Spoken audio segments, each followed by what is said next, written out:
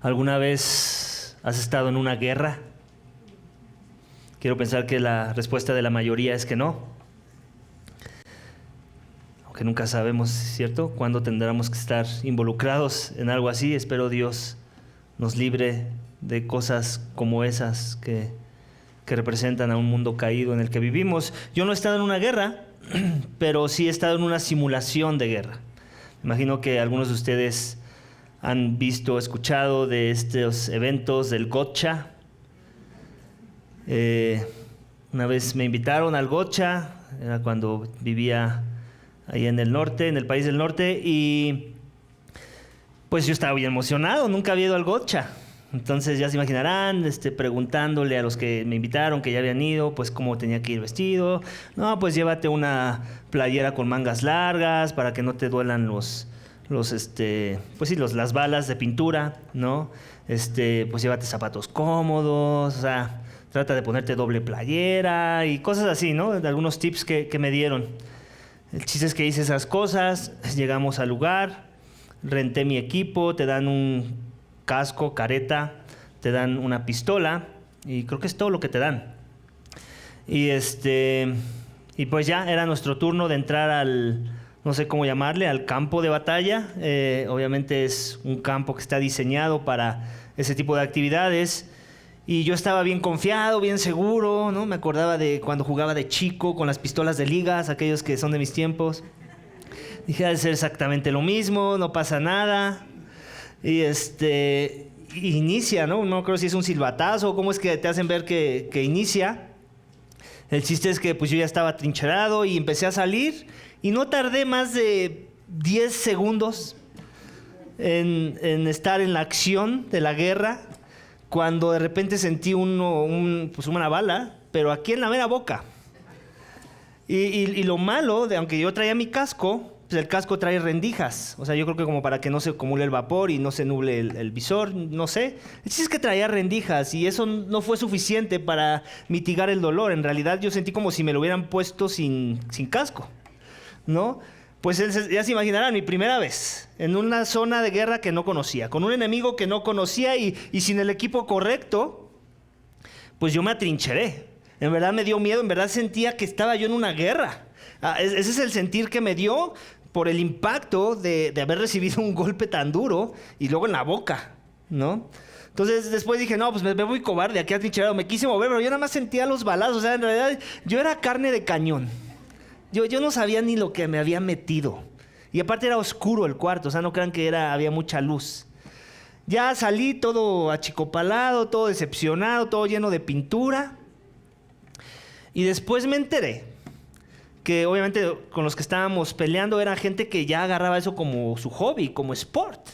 Y la gente que hace eso, que ya agarra de entretenimiento, deporte, como le quieras llamar, como sport, como deporte, pues no va y renta pistolitas que te rentan ahí que no sabes si le dieron mantenimiento o si son la mejor arma de impacto. No, ellos se compran sus propias armas. Ellos se compran armas que son pues con mayor fuerza, que tienen más poder, que tienen hasta rayo láser. Ellos se compran su equipo, sus chamarras especiales. O sea, básicamente ellos van bien equipados para la guerra. Aparte de que ya tienen experiencia en eso. Entonces nada más se van a divertir con los novatos como yo.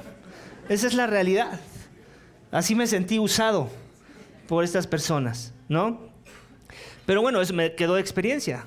No he vuelto a ir al Gotcha, pero si vuelvo a ir, te prometo que no voy a rentar la pistola que rentan a cualquiera, la más barata. Voy a rentar la más cara, la que me pueda dar alguna oportunidad de dar buenos tiros al enemigo, ¿cierto? No me voy a ir con 2 playeras nada más. Me voy a llevar las protecciones del Taekwondo de mis hijos.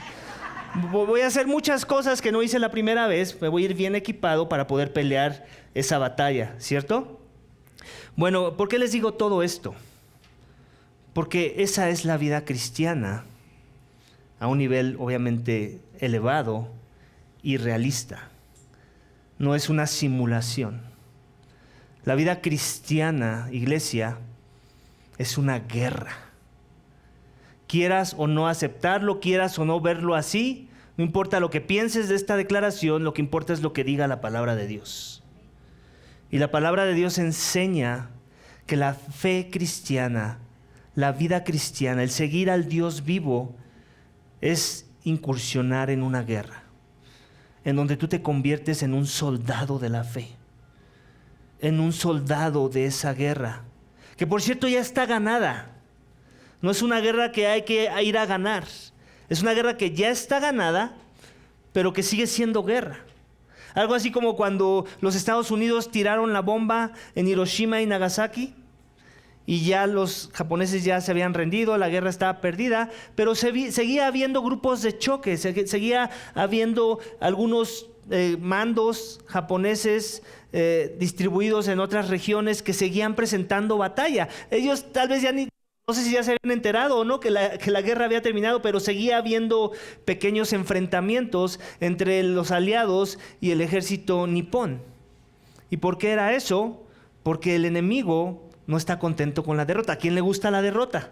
A mí no me gustó haber sido derrotado. Ya te dije que si regreso, voy a regresar mejor armado, ¿cierto? A nadie le gusta perder, y mucho menos al enemigo de Dios, a Satanás mismo, a sus demonios, a las huestes demoníacas que habitan este mundo y que gobiernan en alguna perspectiva en este mundo. Recuerda que la Escritura es clara en que Dios le ha dado a Satanás dominio para gobernar cosas en este mundo. Lo hemos visto en la serie de Efesios. Él es el que ciega, el que nubla el entendimiento, ¿cierto? Las personas son esclavos a ese dominio, al reino de las tinieblas, cuando no han venido al conocimiento de la verdad. De forma que si creemos lo que dice la palabra de Dios y que vamos a estar viendo en el texto de que estamos en una guerra, entonces necesitamos estar preparados para no ser vencidos como yo lo fui en el gotcha, pero en un aspecto espiritual. Tenemos que tener cosas que nos van a ayudar a presentar una batalla, un frente, y estar firmes ante la batalla en medio de esa guerra en la que estamos metidos tú y yo, si es que eres de Cristo esta mañana. Hay una guerra, la quieras ver o no. La Biblia no se anda con rodeos, no está tratando de ocultar cosas para que más vengan a la fe. Al contrario, Dios nos está viendo a la cara a través de su palabra y nos está diciendo, así son las cosas, ¿me sigues o no? No nos está preguntando si te gusta o no. Esa no es la pregunta que la Biblia nos hace a los que somos seguidores de Jesús. Nos dice, ¿me sigues o no me sigues? Estos son los términos y condiciones de instarte al ejército celestial. ¿Estás dispuesto a estar en esa guerra? ¿Estás dispuesto a presentar una batalla? ¿Estás dispuesto a escuchar el consejo de cómo presentar esa batalla? Porque evidentemente en tus fuerzas no vas a poder. Si nosotros tratamos de ir a esta batalla espiritual que la Biblia nos deja muy en claro que está ahí, que existe, y que mucho de eso no lo podemos ver, pero lo podemos experimentar, ¿ok? Entonces también entiendes que esta batalla que ya fue ganada, las pequeñas batallas en las que Dios nos va a poner al frente, ¿ok? Para acabar con esos grupos de choque, por decirlo así, por usar una ilustración de nuestros días, no se gana en nuestras fuerzas, se gana con la fortaleza de Dios, con el equipo que nos va a dar Dios, no con el equipo que nosotros queramos proponer. Y es por eso que el título del mensaje de esta mañana es precisamente este: fortalécete en el Señor y en el poder de su fuerza. Ese es el llamado a la obediencia esta mañana, iglesia. Tú y yo tenemos un llamado en medio de una guerra en la que nos encontramos, lo quieras aceptar o no. Tienes que ser fortalecido en el Señor y en el poder de mi fuerza, de su fuerza. Y este es un título que, la verdad, me copié, me agencié, ¿sí? Me puedes acusar de, ¿cómo se llama? Cuando plagio, gracias. Me puedes acusar de plagio. Se lo copié al apóstol Pablo en su carta, ¿ok? Versículo 10, por lo demás, fortalezcanse en el Señor y en el poder de su fuerza. No soy yo el que te lo dice esta mañana, es Pablo. A los Efesios es Pablo, a Iglesia Vida Vertical esta mañana. Iglesia Vida Vertical, te guste o no, lo quieras aceptar o no, necesitas ser fortalecido en el Señor, necesitas ser fortalecido en su fuerza. De otra manera, te va a ir peor que como me fue a mí cuando fui al gotcha por primera vez. Créelo. El enemigo no tiene tregua. El enemigo no está esperando, ay, déjalo que se levante. El enemigo te quiere matar, te quiere destruir. Dios ha sido claro con eso. Y si tú no crees esas verdades, y si no te fortaleces en el Señor y en el poder de su fuerza, vas a ser un blanco fácil, vas a ser carnada para el enemigo. La pregunta es, ¿quieres ser ese, iglesia? ¿O quieres escuchar la palabra de tu Señor? ¿Te quieres fortalecer en Él? Espero que la segunda. Amén. El mensaje de hoy está dividido en secciones en forma de preguntas. Pablo ya fue claro. El título del mensaje es Fortalécete en el Señor y el poder de su fuerza. Y la pregunta que el pueblo de Dios se debería estar haciendo esta mañana es, ¿cómo, Pablo? Dime cómo. Dime cómo no quiero terminar con un balazo en la boca. Dime cómo no quiero terminar acribillado por las fuerzas del enemigo. Dime cómo. Y ese es el primer punto de nuestro mensaje esta mañana. ¿Cómo? Es una pregunta. Y la respuesta que nos da Pablo también nos la da la Escritura, no me la inventé yo. Dice, revístete de toda la armadura de Dios para estar firme contra las insidias del enemigo. Versículo 11, acompáñame a leerlo, por favor. Dice esto, revístanse con toda la armadura de Dios para que puedan estar firmes contra las insidias del diablo. También me lo fusilé. ¿Se dan cuenta? Vean este mensaje como argumentos, los cuales tenemos que seguir su flujo, en donde vamos a hacer preguntas, pero Pablo nos va a dar las respuestas. La pregunta sabia y honesta de alguien que entiende que está en batalla es ¿cómo? ¿Cómo, Pablo? ¿Cómo me fortalezco en el Señor y en el poder de su fuerza? Y dice, bueno, pues revístete de toda la armadura de Dios para estar firme contra las insidias del diablo. Yo ya te conté, cuando fui al Gotcha, yo no iba bien equipado. Mis 2 playeritas les hicieron los mandados. Yo necesitaba una chamarra gruesa con protecciones. Yo necesitaba un casco tal vez sin la apertura que hizo que el impacto de la bala me llegara a la boca.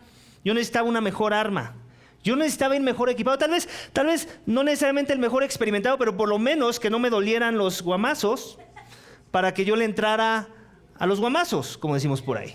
¿Cierto o no? Pero ni siquiera pude hacer eso porque todo me dolía. Todo lo que me pegaba me doblaba. Me entró el temor. Necesitaba estar mejor equipado. Pablo nos dice, necesitas un equipo. Esta guerra no es en tus fuerzas. Te fortaleces como revistiéndote de toda la armadura de Dios para estar firme contra las insidias del diablo. ¿Qué son las insidias? Las acechanzas, las estrategias. El diablo está jugando un juego de guerra.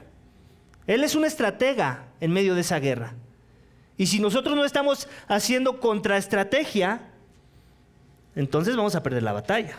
De eso se tratan las guerras, no de ver quién es el más fuerte, sino de ver quién tiene la mejor estrategia. Nosotros ya tenemos al más fuerte de nuestro lado. La pregunta, ¿estamos manejándonos en base a la mejor estrategia?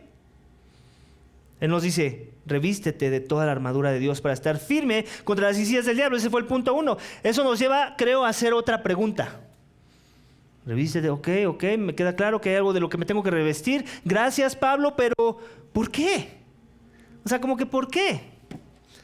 Bueno, versículos 12 y 13 nos van a decir que porque nuestra lucha es contra Satanás y sus huestes demoníacas. Vamos a leerlo nuevamente, 12 y 13. Porque nuestra lucha no es contra sangre y carne, sino contra principados, contra potestades, contra los poderes de este mundo de tinieblas, contra las fuerzas espirituales de maldad en las regiones celestiales. Por tanto, tomen toda la armadura de Dios para que puedan resistir el día malo y habiendo hecho todo, estar firmes. Entonces, ¿por qué, Pablo? Porque tu lucha no es contra mero hombre. No es contra mortal alguno. Es contra Satanás y sus demonios. Esta es una lucha, esta es una guerra espiritual. Que tal vez tú y yo no hemos visto con la claridad que tal vez deberíamos buscar, quererla ver. Pero debemos estar conscientes de que es verdad. Satanás está en acción, iglesia. Satanás está en acción y obviamente tiene sus formas de entrar en acción. Se disfraza de ángel de luz, hemos leído en la palabra. Satanás tiene su estrategia, es el engañador, es el mentiroso, dice la palabra de Dios. Él miente desde el principio, es el padre de la mentira. Esas son sus estrategias: engañar, dividir, propiciar y propagar la falsa doctrina, doctrinas de demonios, como dice la palabra de Dios. Es por ahí, iglesia. Y quiere buscar toda forma de llevarte al ensimismamiento, a un ensimismamiento tan alto que puedas hasta llegar a pensar en el suicidio y entonces te mate. Así es Satanás. ¿Alguna vez has pensado eso? Que el ensimismamiento mismo te puede llevar al suicidio si es que no lo detienes, si es que no te arrepientes de ese ensimismamiento. Es así como Satanás mata, sino ¿cómo crees que mata? No es que comúnmente vas en el metro y de repente ves a un endemoniado que está mordiéndole el cuello a las personas y los desangra, ¿o sí? Entonces, ¿cómo mata a Satanás? Plantando semillas de discordia, mentira, engaños en el corazón que te lleven a la disolución, que te lleven a todo tipo de angustias, depresiones, males que apaguen tu alma. Y una forma en la que te mata es que te quita los ojos del autor de la vida, para que pierdas la batalla, porque solo en Él te puedes fortalecer. Y si no tienes los ojos en aquel que es más fuerte, el invencible, el Dios que es un guerrero. Por cierto, la Biblia también nos deja ver a Dios con ese perfil. No nada más es un Dios que es muy compasivo y amoroso. Sí lo es. Amén a esas declaraciones, a quién es Dios, a su carácter. Pero, por ejemplo, y nada más voy a leer uno por muchos que podemos encontrar en el camino. En Éxodo 15, versículo 3 dice: el Señor es fuerte guerrero. Otras versiones dicen: es hombre de guerra. El Señor es su nombre. Ese es el Dios al que adoramos esta mañana, iglesia. Es un Dios que entiende, es un general de los ejércitos que entiende que hay una guerra, que sí, Él ya ganó con su comandante por excelencia, Cristo, pero donde todavía hay frentes de batalla, entre los cuales estamos metidos tú y yo. La pregunta es si estamos atrincherados o estamos presentando una batalla y un frente común en unidad como iglesia contra Satanás y sus demonios y a veces sus ministros humanos. Hay ministros humanos, muchos de ellos lo saben y con toda conciencia no se avergonzarían de decir que lo son, y en ello podemos pensar los satánicos y cosas así, falsos maestros que saben que lo son, y muchas veces son gente que ni saben que están trabajando para ese ejército. Pueden ser gente que aunque se cree cristiana y que piensa que está obrando y marchando, dando un frente común con el pueblo de Dios, y en realidad están haciendo frente, pero del lado contrario, contra el pueblo de Dios. Tenemos que tener cuidado de no estar parados ahí, porque a veces podemos sobreespiritualizar, ¿cierto? No, los enemigos, aquí ya es clara la Biblia, es contra principados, potestades, sí, pero ¿qué hacen esos principados, potestades? ¿Tienen forma de hacernos daño de manera corporal, de manera física? No, entonces, pero no lo quieren hacer, ¿cierto? Tanto que nos quieren matar. Entonces, ¿de qué se valen? ¿Cuáles son sus instrumentos? Otros hombres a veces. Otros hombres. Gente que no tiene puestos sus ojos en Cristo. Gente que se engaña. Gente perversa que pervierte la doctrina, que es parte de lo que vamos a ver en la serie de Tito. Amén. Entonces, ¿por qué, Pablo? Porque nuestra lucha es contra Satanás y sus huestes demoníacas. No es contra cualquier enemigo. No es contra cualquier hombre. Es contra algo que está por encima de nosotros, y que si no estamos fortaleciéndonos en el Señor y en su fuerza, ya tienes perdida la batalla, garantizado. Amén. Vamos a la siguiente pregunta lógica para Pablo. Pablo, ya entendí. Necesito revestirme de la armadura de Dios para estar firme contra las insidias del diablo. Porque ya entendí también, Pablo, que mi lucha no es contra cualquier persona, es contra Satanás, contra sus huestes demoníacas que están operando y son estratégicos en medio de esta guerra. Pablo, entonces dime. Haz la pregunta, cristiano, que yo no hice cuando fui al Gotcha.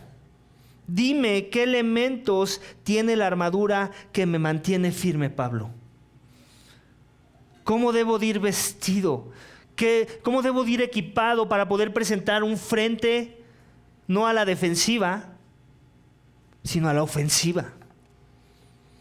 Donde el reino de los cielos se esté expandiendo, el plan redentor de Dios esté avanzando a través de mis esfuerzos como cristiano. No en un terreno neutral donde ya aquí me dejó Dios parado, ahí me quedo para que no me entren las balas. Pablo les dice cuáles van a ser esos elementos. Versículo 14 al 20, acompáñame a leerlos, por favor. Les dice esto. Ay, déjenme regreso a la carta. Uy, ya rompí mi Biblia. Versículo 14. Estén pues firmes. ¿Ok? ¿Qué te transmite esta idea de firmeza? Seguridad. ¿Qué más? Cuando un comandante le dice a sus soldados, a su batallón, estén firmes, ¿qué les está diciendo? Estén alertas, estén listos para la siguiente instrucción. Estén atentos, no se me distraigan, porque viene la batalla. Ese es Pablo, velo como un general, llamando a las tropas de Cristo, a las tropas del Rey, estén firmes. Iglesia, tenemos que entender que ya eso es un llamado a la obediencia, estar firmes. Y la forma en la que voy a estar firmes es si me pongo la armadura que contiene estos elementos. Ceñida su cintura con la verdad. Aquí la armadura de la que va a hablar Pablo no es la armadura que usa el soldado promedio de nuestros días. Todos podemos ver una película de esas de guerra, no sé, el soldado Brian o alguna otra de esas que te guste de nuestros días, y ellos tienen un tipo de armadura, por decirlo así, obviamente es uniforme de soldados, pero no es cualquier tela la que usan, por cierto. No trae cualquier grosor, no es que no traiga otras cosas abajo, esa armadura. En los codos, en las rodillas, en los muslos, no es que no traiga una protección más fuerte aquí en las partes del estómago, que son frágiles y que si entra una bala ahí quedaste. ¿Ok? No es que no se cubran bien el pecho, no es que no tengan un casco que resiste ciertos calibres de balas. En el contexto de nuestros días, en el contexto de los días de Pablo, son más armaduras como las que conocemos, ¿no? De las películas medievales, de las películas donde se peleaba todavía con espadas, con lanzas, con artefactos metálicos que lastimaban a las personas. Ese es el tipo de armadura que nos va a empezar a describir Pablo y nos dice otra vez en el versículo 14, ceñida su cintura con la verdad. Entonces estamos hablando de una armadura metafórica, ¿cierto? No es que hay algo físico con lo cual me tengo que vestir. Es como ya hemos visto también en la serie misma de Efesios que somos un cuerpo. No es que en verdad yo soy una uña de un cuerpo, sí soy. No, es metafóricamente hablando, completamos algo que se ve entero y que Dios ocupa para su gloria, ¿cierto? De la misma manera esta armadura es metafórica, pero quiere Pablo usar ese lenguaje de esa metáfora para que entendamos por un lado que estamos en una guerra, que nos tenemos que vestir de esa armadura para poder presentar una batalla firme en esa guerra, y nos va a dar los elementos que tiene que contener esta armadura. Y el primero tiene que ver con la verdad, iglesia. El cinturón de la verdad. Es a lo que se refiere esa primera parte. Hay un cinturón que asumo usaban de manera especial aquellos guerreros de aquellas épocas que les ayudaba a, no sé, nunca he usado uno de esos, pero me puedo imaginar que a proteger estas partes que les decía, que son sensibles, ¿ok? Que si te entra algo aquí ya perdiste, ¿ok? También me imagino que les ayudaba a obtener fuerza ¿no? A poder cargar lo demás de la armadura, porque necesitas fuerza en el abdomen para poder cargar todo lo demás, que pesaba bastante, por cierto. No es como los cascos que te compras hoy de bicicletas que ya vienen con carbono y que no pesan nada. No, eso no era así. Eran metales pesados que se usaban para la creación de esas armaduras, porque obviamente eran pesados los instrumentos con los que los golpeaban, ¿ok? Necesitaban tener bastante resistencia, no tenían la tecnología para hacer cosas con carbono, ¿ok? Todo era pesado, entonces ahí está el cinturón de la verdad. Pero en el contexto espiritual, ¿a qué se está refiriendo? Entonces, ¿cuál es ese cinturón? Que tengo que estar lleno de la verdad. Ya hemos venido viendo en el lenguaje de Efesios que tenemos que hablar verdad en amor. Para que yo pueda hablar verdad en amor, ¿qué tengo que tener? La verdad de mi lado. Tengo que ser un escudriñador de la verdad. Tengo que estudiar la palabra de verdad. Cristo es el camino, la verdad y la vida. Tengo que poner mis ojos en Cristo. Tengo que desechar todo lo que no sea verdad y tengo que atesorar y hacer mi convicción todo lo que sí es verdad de Dios y de su palabra. Lo que ya hemos visto, quién es Dios, qué es lo que ha hecho, qué es lo que ha prometido y qué es lo que nos ha mandado a hacer. Todas esas cosas que se alineen al tema de la verdad, lo tengo que escudriñar. No hay atajos, ¿cierto? Tenemos que estudiar, tenemos que leer libros, tenemos que leer Biblia, tenemos que tomar discipulados. Y si no estamos haciendo todas esas cosas, no vamos a crecer en la verdad. Nos tenemos que juntar con aquellos que hablan verdad y que se alinean a la verdad. No con aquellos que dicen que son de la verdad, que proclaman una verdad, pero que no es la verdad de la palabra de Dios. Tenemos que tener mucho cuidado, porque si no, no vamos a tener ese cinturón que es parte de la armadura. Amén. Hay otro aspecto, otro elemento de esta armadura que me mantiene firme y es una coraza de justicia. Continúa la lectura. Revestíos de la coraza de la justicia. ¿A qué se refiere? ¿Qué es una coraza? Algo que te cubre el pectoral, ¿cierto? Es algo que te cubre el pectoral, que si te llega una flecha aquí no se va a encajar en el corazón, ¿cierto? Bueno, pero ahí habla con respecto a la coraza de manera metafórica, que es la coraza de la justicia. ¿A qué se refiere esto de la justicia? No está hablando de la justicia imputada de Cristo al haber creído en Él, con todo y que eso sea una verdad. Somos justos, declarados justos delante de Dios por haber creído en Cristo. Es algo de lo que me tengo que vestir. Ya lo hemos venido hablando. Lo hemos venido hablando en toda la parte, a partir del capítulo 3 de Efesios. Las obras justas del creyente. De eso está hablando. De que tú camines una vida justa, en rectitud, en justicia, siendo un instrumento de justicia en esta tierra, es parte de tu armadura, ¿sabes? Cuando te dedicas a las buenas obras, cuando eres un instrumento de justicia, cuando eres un agente de traer justicia a los lugares donde hay injusticia, cuando alzas la voz, cuando no dejas que haya opresión, cuando no dejas que se levanten falsos testimonios, cuando eres un agente de redención para traer justicia y para hacer obras de justicia, tus buenas obras de justicia que reflejan el carácter santo y justo de Dios, de eso está hablando. De una vida en búsqueda de la santidad. Si no estás buscando la santidad, si no estás buscando dar fruto de obras de justicia, obras dignas de arrepentimiento, entonces tú no te estás poniendo la coraza de justicia. Esa es parte de la armadura. Y es importante que lo entiendas, porque mucho de lo que tenemos que hacer no nada más es intelectual, sino teología práctica. ¿Cómo vas a vivir eso que dices que es verdad, que dices creer y que tal vez lo sabes explicar muy bien y articular muy bien con tu boca? ¿Cómo lo vives ahora? ¿Lo vives de manera justa o lo tuerces en tu forma de vivirlo? Y aún usas eso que crees que es verdad y que tal vez es correcta, doctrinalmente correcto, lo usas para defender tu injusticia.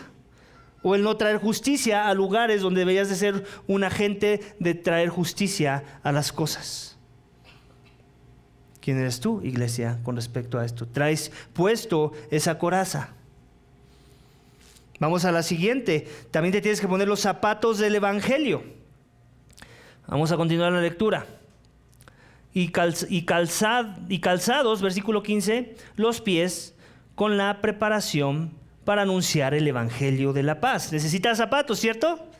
Necesitas unos zapatos cómodos para la batalla, pero no lo suficientemente cómodos como para que les penetre una bala, ¿cierto? Necesitan ser zapatos de guerra, tal vez con casquillo. Los soldados tienen zapatos con casquillo, me atrevo a decir. Nunca he usado uno, pero lo quiero asumir, ¿cierto? Zapatos donde si pateo una piedra al ir corriendo por correr del enemigo, no me voy a caer ahí porque me torcí el dedo o porque me arranqué una uña, ¿cierto? Necesito zapatos fuertes, zapatos que en el caso de aquí, otra vez metafóricamente hablando, son zapatos, pero no cualquier tipo de zapatos. Con la preparación para anunciar el evangelio de la paz, zapatos del evangelio.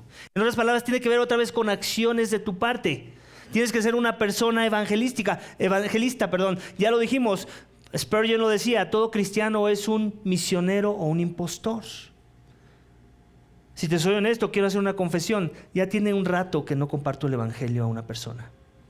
Digo, aparte de que se los comparto a ustedes cada 8 días.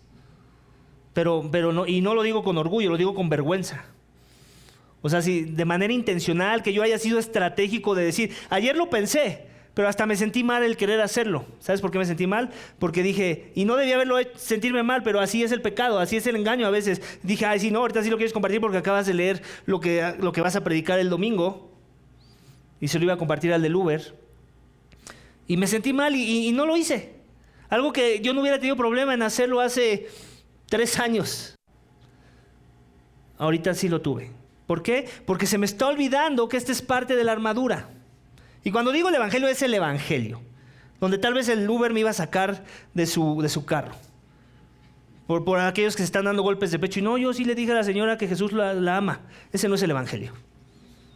Bueno, no es el evangelio completo. Hay cosas del evangelio que hay que predicar y tiene que ver con pecado, arrepiéntete, cree. Ese es el evangelio. Y siéntete mal junto conmigo si no has predicado ese evangelio. Tenemos que ser más activos en la proclamación del evangelio. Y con eso no estamos diciendo, ay, pastor, hablaste del domingo pasado de que hay que ser más activos, queremos ir al parque. No estoy hablando de eso. Si quieres, ve al parque, no tengo ningún problema con que vayas al parque. Pero no estoy hablando con momentos de tener algunos eventos evangelísticos y ahí entonces también nos demos golpes de pecho. Pensar que ya cumplimos y palomita. No, estoy hablando de que en tu día a día seas activo, que si eres del Uber y trabajas del Uber, trata de encontrar puertas para el evangelio. Ora a Dios para que te abra puertas para el evangelio y entonces tú prediques el evangelio de paz a esa persona. Si trabajas en la oficina, lo mismo en la oficina. Si eres un estudiante con tus amigos en la escuela, debemos estar buscando ser intencionales, iglesia, en proclamar el evangelio, porque el mundo está pereciendo y sucumbiendo ante los ataques de Satanás. Satanás está ganando terreno en esta tierra y tú y yo estamos con los brazos cruzados. Y a ti y a mí nos importa más lo que piensen de nosotros y mejor para no incomodar a nadie y para que nos vean buena onda. No predicamos la verdad. No predicamos el llamado que Cristo hizo. Arrepiéntanse. El reino de los cielos se ha acercado. Arrepiéntanse y crean en el evangelio. Y orar a Dios para que muchos sí lo hagan. Y muchos se arrepientan y crean y se unan y se enlisten al ejército al que Dios los enlista cuando han creído el evangelio. Tiene que ver con esa idea, iglesia. El siguiente elemento de la armadura es un escudo de la fe. Continuamos la lectura. Sobre todo, versículo 16, tomen el escudo de la fe, con el que podrán apagar los dardos encendidos del maligno. Iglesia, cuando Pablo está usando aquí esta figura del escudo, esta imagen del escudo de guerra, no creas que está pensando en el escudo de Capitán América, que es así como del tamaño de una tapa de bote de basura, ¿cierto? Está pensando en un escudo más parecido como al que verías en un granadero. ¿Todos han visto los escudos de los granaderos?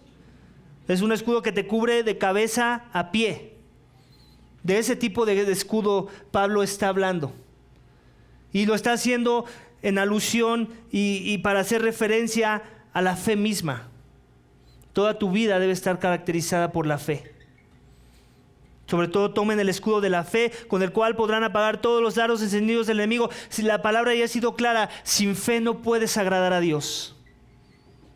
Sin la fe no puedes agradar a Dios.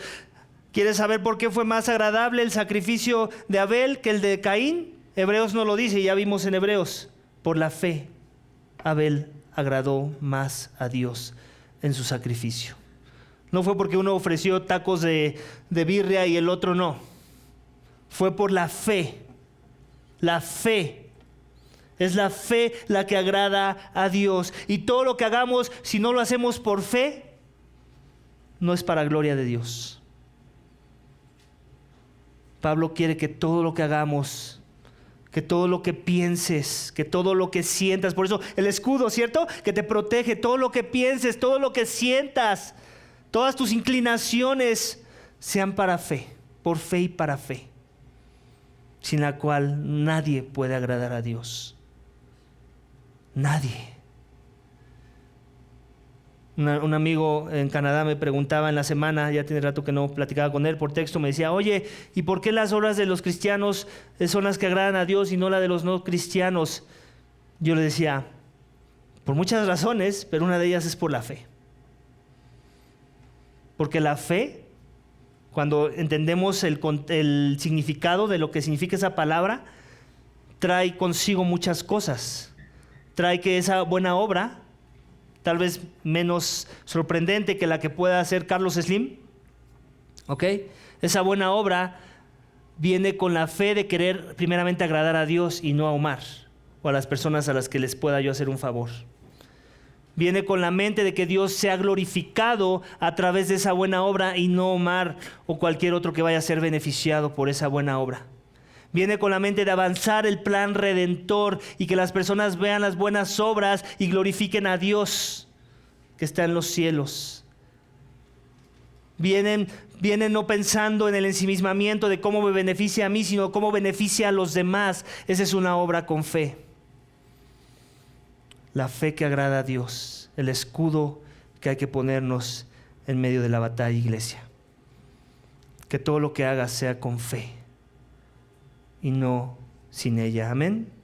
Vamos al siguiente aspecto, un elemento más que tiene que contener nuestra armadura, que es un casco de la salvación. Dice, tomen también, versículo 17, el casco de la salvación y la espada del Espíritu, que es la palabra de Dios. El casco, ahí está en dos partes, el casco de la salvación. Ya te dije que yo necesité de una careta para ir al gocha.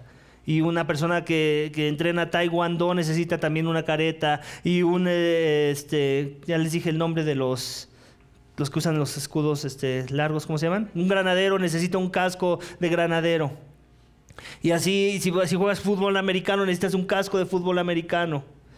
Bueno, en la guerra en la que nos encontramos en medio de esta fe que hemos dicho creer, necesitamos también un casco, y es el casco de la salvación. En otras palabras, necesitas tener en claro por medio de que eres salvo. Pablo decía que no se avergonzaba del evangelio porque es poder de Dios para salvar. Entonces tienes que tener en claro cuál es el evangelio, ¿cierto? Necesitas tener en claro por qué es que eres salvo. Necesitas tener certeza de que eres salvo, y entonces necesitas vivir a la luz de esa salvación. Necesitas predicarte el evangelio. El casco de la salvación, no solamente tener clara la salvación, sino estar viviendo como si en verdad estuvieras experimentando esa salvación. Muchas veces decimos ser cristianos y vivimos como si fuéramos mendigos. Decimos ser hijos de Dios y vivimos como si fuéramos huérfanos. Y eso expresamos, eso emanamos nuestro demeanor, no sé cuál sería la palabra en español, lo que transmitimos es derrota. Es, Dios no me salvó, nadie me quiere, todos me odian. Y así vamos por la vida, con espíritus de víctimas, con ensimismamiento. En vez de estar certeros y seguros de que Dios ya me salvó. Y si Dios ya me salvó, es por su gracia, por medio de la fe, no por obras para que nadie se gloríe. Tengo claro cómo es que funciona el evangelio. Tengo claro lo que representa la salvación en mi vida. Ahora, ¿cómo vivo esa salvación? ¿Cómo vivo? ¿Cómo constantemente tengo presente? Imagínate, también es figurativo. ¿Por qué escogió el casco de la salvación? Tienes que tener certeza de tu salvación. Lo tienes que tener aquí en tu mente, con la esperanza de que también va a bajar a tu corazón. ¿Por qué es que eres salvo? ¿Por qué dices ser salvo? Ahorita estamos viendo con los hombres y las mujeres el discipulado de soy realmente cristiano, ¿cierto? ¿Por qué es que lo vemos? Somos una iglesia que tiene 7 años, ya deberíamos estar viendo otras cosas más profundas. Como si eso no fuera suficientemente profundo, como si eso no se alineara al llamado de ponernos un casco de la salvación. Queremos estar seguros quién es salvo, quién no es salvo. Para el que no es salvo le podamos hablar del amor de Cristo y lo sea. Para el que es salvo, entonces le demandemos que viva las implicaciones de eso que dice que es salvo. Tenemos que tener muy presente esas cosas. Porque si no lo entendemos, no vamos a ser efectivos en presentar un frente común contra la batalla al enemigo. Amén. El casco de la salvación, continuamos leyendo, también necesitamos una espada del Espíritu, lo dice en la segunda parte, y la espada del Espíritu, que es la palabra de Dios. Iglesia, no es tu espada, no es mi espada. ¿De quién es la espada? Del Espíritu. En otras palabras, el Espíritu también tiene una espada, ¿cierto? Si no, entonces no habría un posesivo del Espíritu. Él posee una espada. ¿Y cuál es la espada del Espíritu? Nos lo está diciendo, no nos lo está dejando a la imaginación, no nos está diciendo, adivinen cuál es. La palabra de Dios, iglesia. Tenemos que tener otra vez, está siendo redundante en algunas cosas, no creas que todo es totalmente diferente una de la otra, hay cosas en las que está redundando. Ya dijo el cinturón de la verdad, ¿qué es la palabra de Dios? La verdad revelada en un libro, en un texto, que nos revela a la persona que es la palabra y que es la verdad, que es Cristo, la palabra encarnada, el verbo encarnado, que es el camino, que es la verdad y que es la vida. En otras palabras, tengo que tener conocimiento alto de la palabra. No cualquier conocimiento. No para envanecerme, cuidado. No para sentirme más que los demás, cuidado. Pero sí para tener una espada grandota que haga daño al enemigo. Porque de otras formas nosotros no vamos a hacer daño al mundo de las tinieblas, aquellos que están siendo gobernados por el príncipe de las tinieblas. A veces queremos pensar que simplemente es con que yo me porte buena onda con una persona, eso lo va a traer a Cristo. Tal vez sea lo que le va a poner la piedra en el zapato. Pero tus buenas obras no son el evangelio. Tus buenas obras pueden ser un instrumento que atraiga y que adorne el evangelio y que de alguna forma autentique que eso que predicas en verdad es verdad, porque ven la transformación en tu vida. Pero lo que hay que hablar es verdad. Yo necesito la espada del Espíritu, necesito ser letrado en este libro, necesito tener la doctrina sana, también hay que dejarlo bien en claro. Tengo que tener las definiciones correctas de las palabras que uso. No puedo simplemente decir, sí creemos que la salvación es por gracia, y cuando la explico estoy predicando una salvación por obras. Muchos hacen eso. No, sí creemos que Dios es amor, y como me comporto no confronto el pecado. No hay amor en eso. ¿Te das cuenta? Hay que tener definiciones correctas para poder aplicarlas de manera correcta y entonces poder decir que somos maestros de la palabra, que somos estudiantes de la palabra, que la palabra que nos gobierna y la cual usamos para el frente de batalla es la misma espada que el enemigo usa para transformar los corazones. Porque esa es la otra. ¿Por qué está asociando la espada, que es la palabra, con el Espíritu? ¿En dónde va a obrar el Espíritu? ¿En el corazón de quién va a obrar en el Espíritu? ¿En el corazón de qué persona? De aquel que tiene qué semilla. La semilla correcta, ¿cierto? La semilla correcta de la palabra que no está adulterada, que es verdad y que glorifica a Dios. Queremos ese tipo de armadura, amén, con una espada del Espíritu, bien entrenados para discernir lo bueno de lo malo, y la razón por la que lo podemos hacer es porque conocemos bien nuestras Biblias. Si no conoces bien tu Biblia, estás perdido. Podrás traer la mejor armadura en una batalla, pero te van a caer los cuchillazos tarde que temprano. Necesitas ir a la ofensiva, no estar en la defensiva, ¿cierto? En una guerra. Una guerra no se gana estando a la defensiva. Una guerra, ¿cómo se gana? Yendo a la ofensiva, ¿cierto? Y si no me crees, necesitas ver algunos documentales del Discovery Channel y de esos donde nos platican cómo fueron las guerras del pasado, la Primera Guerra Mundial, la Segunda Guerra Mundial. Ninguna se ganó porque los soldados simplemente se veían fuertes, con tanques robustos, y que los tenían ahí alineados y formados para que el enemigo los viera y se intimidara. Todos tuvieron que ser usados, tuvieron que ir a la batalla. Amén. Por último, la oración en espíritu. Quiero que entiendas que esto continúa. La armadura no ha terminado. Los elementos de la armadura no se detienen ahí en versículo 17. Continúan en versículo 18. Si te das cuenta, sigue hablando con toda oración. O sea, como agarra la misma idea de lo que ya dije y ahora aplícalo en esta dirección. Con toda oración, dice Pablo. La oración en el espíritu. Y lo vamos a leer juntos hasta el versículo 20. Dice, con toda oración y súplica, oren en todo tiempo en el espíritu. Y así, velen con toda perseverancia y súplica por todos los santos. Oren también por mí, para que me sea dada palabra al abrir mi boca, a fin de dar a conocer sin temor el misterio del Evangelio, por el cual soy embajador en cadenas, que al proclamarlo hable sin temor como debo hablar. Aquí hay varios aspectos del tema de la oración. Primero que nada, es la oración no en mis fuerzas. Otra vez, es fortalecernos ¿en quién? En Dios, en su poder. La Biblia y Efesios en particular ya nos ha dejado ver mucho ese lenguaje haciendo alusión al Espíritu, el poder de Dios, que es el Espíritu. Y aquí ya nos lo deja más claro. Con toda oración y súplica, oren con todo el tiempo en el Espíritu. En otras palabras, cualquier oración que no sea encaminada, guiada, empoderada por el Espíritu, no sirve para nada. ¿Cuáles son esos tipos de oraciones? Las oraciones que no son ensimismadas. Las oraciones que están pidiendo las cosas que Dios quiere que pidamos. Y no esas donde a veces pedimos mal, porque pedimos para nuestros propios placeres, como dice Santiago. Una oración guiada por el Espíritu va a pedir por las cosas de arriba. Una oración guiada por el Espíritu va a pedir por la unidad de la iglesia, va a pedir porque haya amor a la iglesia, va a pedir porque seamos una iglesia misionera, donde el Evangelio de la paz esté siendo regado en nuestros diferentes contextos de vida. Esas son oraciones guiadas por el Espíritu. Una oración guiada por el Espíritu está centrada en lo que pide Pablo, para que yo abra mi boca, para que tengamos valor. ¿Y qué es lo que pide con respecto a la oración del Espíritu? Dice que oremos por todo creyente, ¿te das cuenta?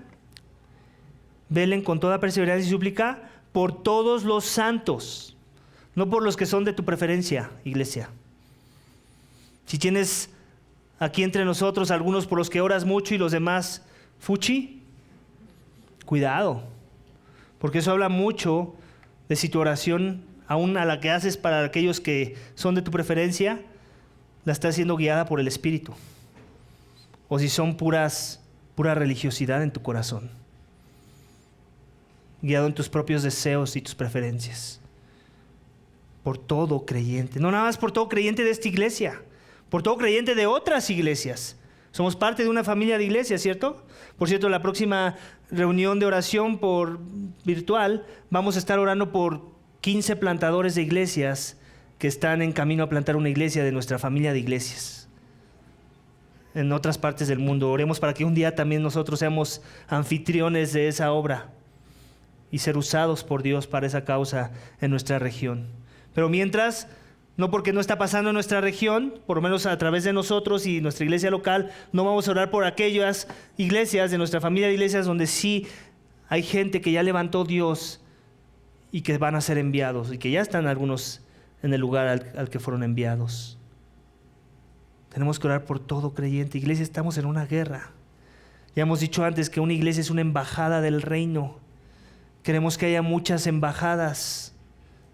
Queremos que haya muchos frentes peleando la batalla en un mundo malo, como ya lo leímos lo acabamos de leer. Dice, para que puedan resistir en el día malo. Todo el día es malo, iglesia. No hay un día que es bueno.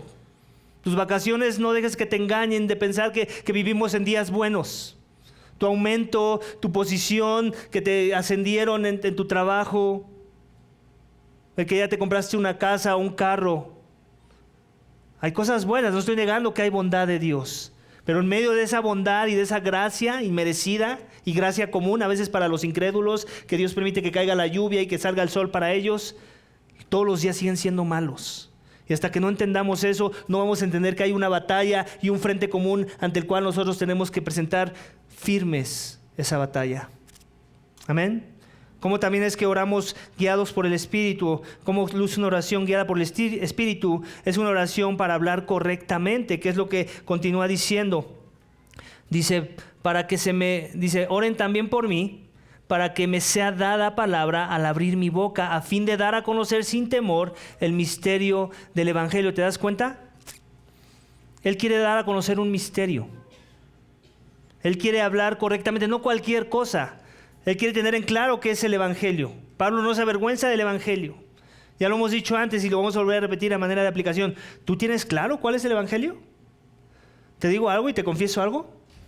A veces hasta ya me da miedo hacer esa pregunta. Porque me encuentro con muchas decepciones.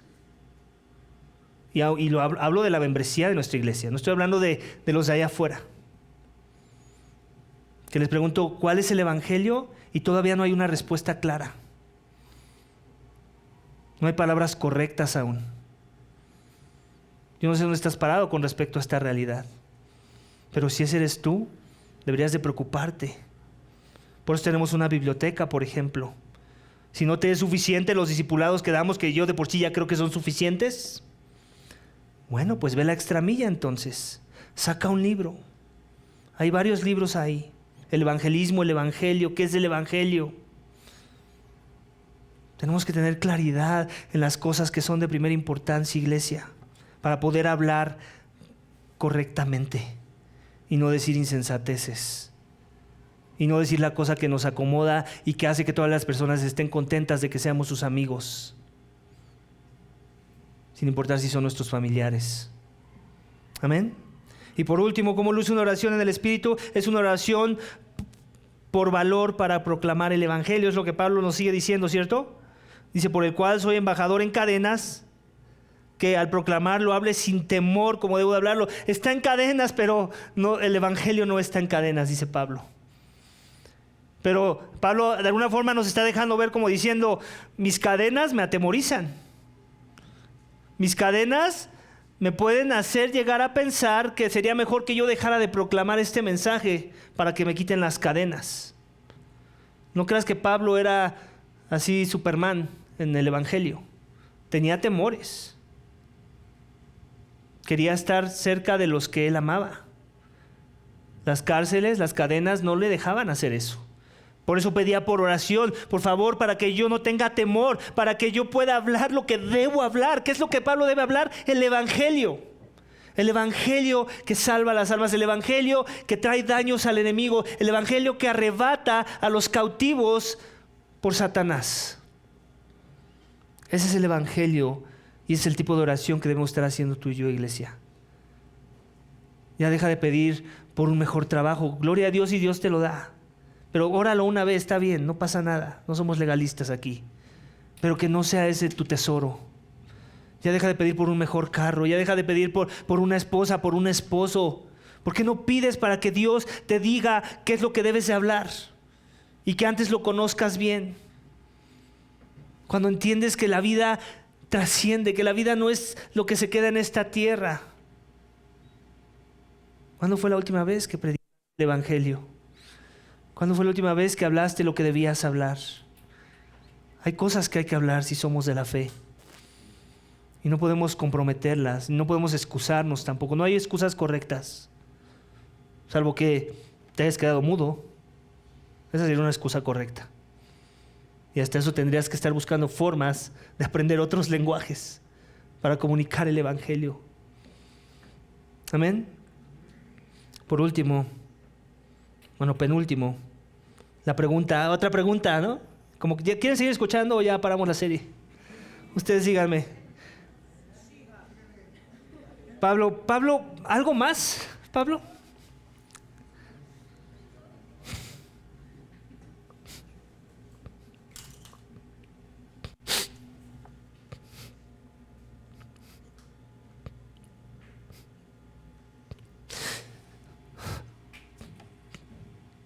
Oh.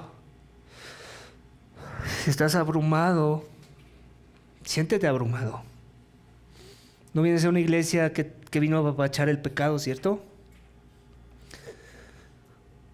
No vienes a una iglesia que apapacha la desobediencia. ¿Algo más, Pablo? Versículo 21 al 24, sí. Pero a fin de que también ustedes sepan mi situación y lo que hago, todo se lo hará saber Tíquico, amado hermano y fiel ministro del Señor, a quien he enviado a ustedes precisamente para esto, para que sepan de nosotros y para que consuele sus corazones. ¿Algo más, Pablo? Bueno, pues esto, dice Pablo: paz sea a los hermanos y amor con fe, de parte de Dios Padre y del Señor Jesucristo. La gracia sea con todos los que aman a nuestro Señor Jesucristo con amor incorruptible. Es lo que está diciendo Pablo. Algo más: para los que aman a nuestro Señor Jesucristo con amor incorruptible, de parte del Dios Padre y del Señor Jesucristo, tengan consuelo, paz, amor con fe y gracia. Para los que lo aman. ¿Te das cuenta? Esta declaración no es para todo el que lee esta carta. Tú le amas. En verdad, amas a Dios.